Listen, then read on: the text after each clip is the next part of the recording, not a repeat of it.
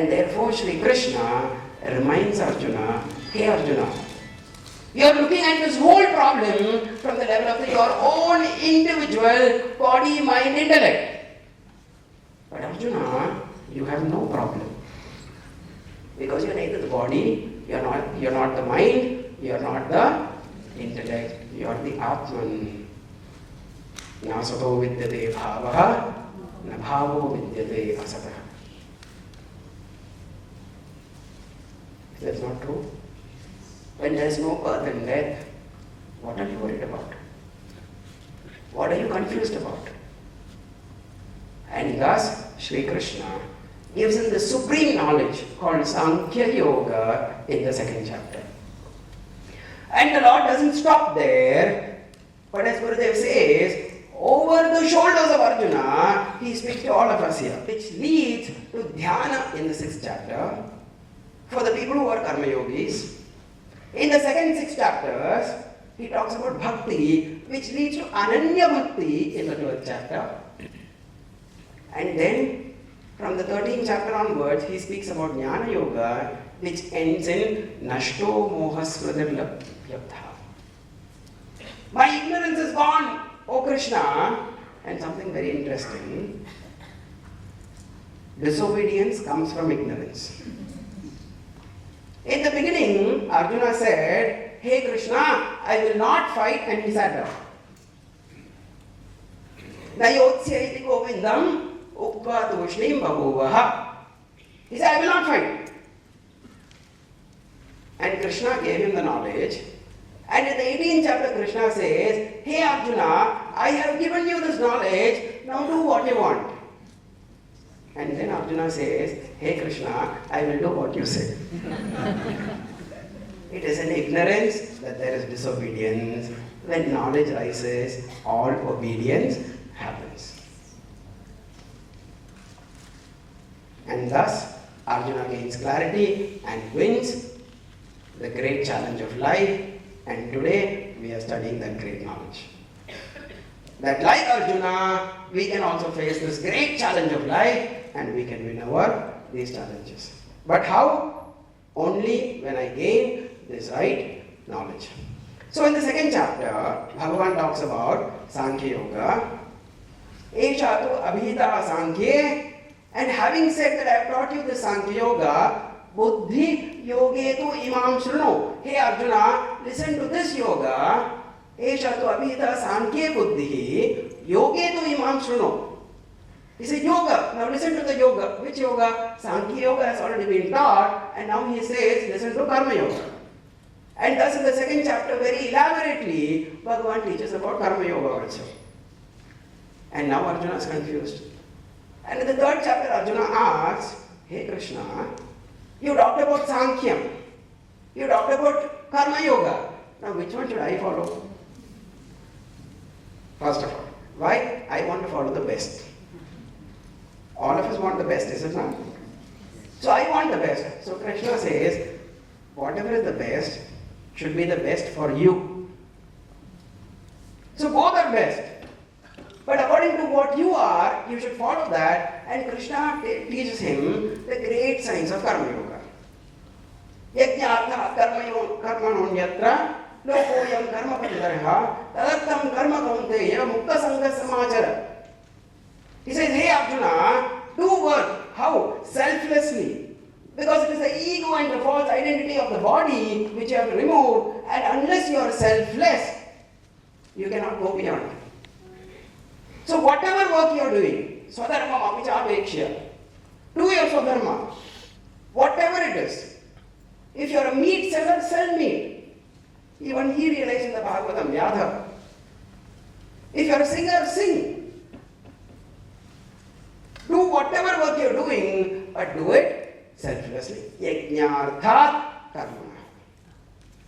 In the attitude of selflessness, without seeking anything. As your duty to this world, do it wonderfully. And you will go beyond. And then Arjuna asked one very interesting question. He said, Bhagavan, yes, you taught me this. Yes. So many people also know this knowledge. Yes. Then why don't they follow it? Important question. So then Bhagavan says, Kamesha, Krodhesha, Rajoguna Samabhava. It is desire.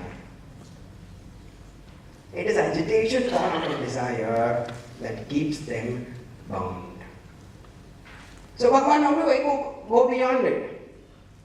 And thus in the last verse, Bhagavan says, Hey Arjuna, take refuge in Buddhi Yoga. And Arjuna says, you taught me Karma Yoga so long. And when I asked you a question, what did you answer? So tell me that. So Karma Yoga you taught me, now you have to teach me Buddhi Yoga. So hey Krishna, teach me the Buddhi Yoga, and thus we start the 4th chapter of the Bhagavad Gita, which is Jnana Karma Sannyasa. So what are we doing? We are doing sannyasa of karma. Swamiji, yes, I resigned my job yesterday itself. Why? Because 4th chapter is karma sannyasa. It is not through physical body, but it is through jnana. This 4th chapter is a most wonderful chapter. Both for beginners, for atheists, for everybody, for socialists, for communists, for everybody this is a wonderful chapter because this chapter covers a lot of topics. So tomorrow when you come, all the non-believers, please bring them. Why? Because their questions will be answered. This 4th chapter, very interestingly, this is the chapter which I started by having first. I don't know why, but I started with the 4th chapter. And something interesting, Guruji, Swami Tejamanji says, out of all the 18 chapters, 4th chapter is his favorite. Right? And that 4th chapter we are all going to study. When we go to a restaurant, we are given what? The menu card. When we go to a program, we are also given the program schedule. Why? You are interested in the 5th program. Dance by so and so. I don't want to name whom. But wanting to see that, you will endure all the first 4. And so too, today we will see what are the topics which are covered in the 4th chapter. Overall, Bhagavan talks about jnana, how to renounce karma through jnana. That is the central topic, by which you will attain the absolute when you are living right now. Not tomorrow, not day after, right now. How can you become free from your tensions? How can you become free from your problems? Swamiji, you said you will be free from problems, financial problems also? Of course. Pain is no problem, suffering from the pain is the problem, is it not? Yes. So many mothers are here, we do not have the pain of childbirth. Did you suffer? Did you suffer? Yes. You said if it has to happen again for another child, I will go through it. Did you suffer? But that one fight you had on that night with Dash, somebody only did one thing. What did they do? They pointed a finger at you, that's all. How much did it pain? Somebody called you a name or a word in the middle of 10 people in a wedding reception. When? 20 years back. Don't we suffer from it even now? Pain is not an option, suffering is. Suffering is the decision that we make as to how to relate with that event. The moment I decide to drop it, that moment the suffering is gone. Pain can be endured by all of us. Is it not? So what is the relationship that I have to maintain with karma and its results? The relationship of relationless relationship. So what is this relationship, relationless relationship? That will also be spoken about. Bhagavan in this chapter, and only in this chapter, talks about the concept of avatara. The great verses of Yada Yada Yadharmasya is present in this verse. Why does Bhagavan come? He tells us very clearly. Do you go to a doctor to solve your legal problems? No. Do you go to but we come to Swamiji to solve all physical problems. So some people come to me and say, Swamiji, I've got physical problem. I say, come, let us together go to the doctor. What else can we do? So whoever is an expert in a particular subject, we have to go to that person. So in knowledge related to God, whom should we go to? To the scriptures. Is there God? Whom do you go and ask? Everybody except a saint. Is it right? Everybody except scriptures. How will we get the right answer? So Bhagavan himself talks about who he is as the Avatara Siddhanta. And please note, Avatara Siddhanta is unique to Hinduism. It is not present anywhere else. And that glorious ideas Bhagavan is giving us in this particular chapter. Second, Bhagavan is going to reveal to us what is Dharma. Because Arjuna said, Dharma Sampoorna Gita Yagna. What is Dharma? And I will tell you what is Dharma in reference to karma. What action is right and what action is wrong. Swamiji, whatever I think is right, whatever I think is wrong. Fantastic. It's not like that. Swamiji, isn't it personal? No. Who said it is personal? Swamiji, avanga right, avanga wrong. How can that be? It cannot be like that. And therefore, dharma and karma is very clearly defined.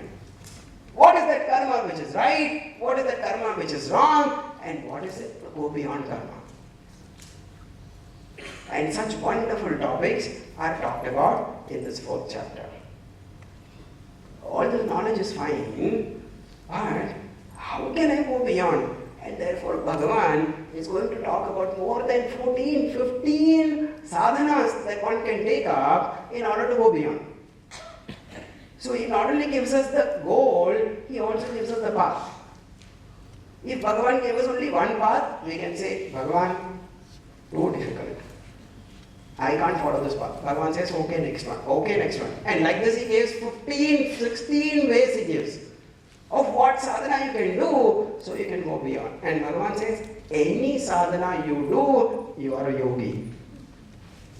So in next 4 days you can become yogis. Can you imagine? And for life you can remain yogis. And thus we can realize the absolute truth. In karma, how do I remain? Actionless. And being actionless, how do I perform? All action. And not only that, the greatness of the Mahatmas. How do they live in this world? How do they realize the truth? Having realized the truth, how do they live? Such wonderful topics which we can all live every day in our life and thus go beyond to find answers to our daily seeking, our everyday search, that search which we have gone through for lives together, that search for which we have not found answers till today. That search can end. What an amazing knowledge Bhagavan has given us. But for that knowledge, we have to wait till tomorrow. One more day that ignorance remains over. Okay? So tomorrow, we will start the 4th chapter of the Bhagavad Gita. And as we can see, we have got 42 verses. And we have 4 days. See, it is the IPL season. So the run rate is always high, right? But we'll try to do as much justice as we can to this entire chapter. So please come from tomorrow. Thank you very much. Hari Om. Om Purnamadah Purnamidam Purnat Purnamudachyate Purnasya Purnamadaya Purnameva Vasishyate. Om Shanti Shanti Shanti. Hari Om Shri